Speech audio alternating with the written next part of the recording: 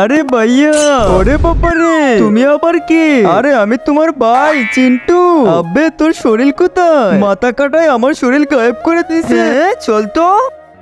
আরে এই মাথা কাটা এনেছি শরীর, ঢুকে যাও। শরীর এটা কি বলতেছো? বলতেছি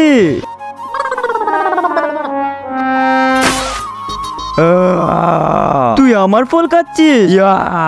আরে মাথা কাটা আমাকে ছেড়ে দাও, আমি নতুন নতুন বিয়ে করেছি। আরে তোকে ঠিক করতে হলে তোকে আমার চুতি হবে, আর আমার কাছে তো হাতি নেই। এক কাজ কর, তুই কারো শরীর নিয়ে আর আমি তার ভিতরে ঢুকে তোকে ঠিক করে দিব।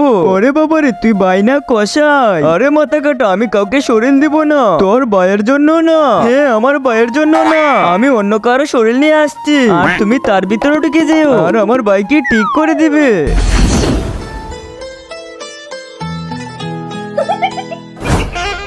মাথা কাটা আমি এনে দিয়েছি মেয়ে, এখন ওর ভিতরে ঢুকে আমার বাইকে ঠিক করে দে।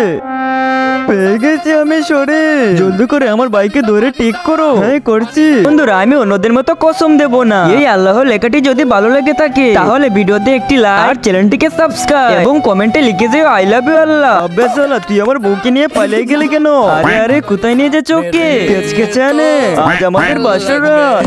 আবে তাহলে এটা মাথা কাটা।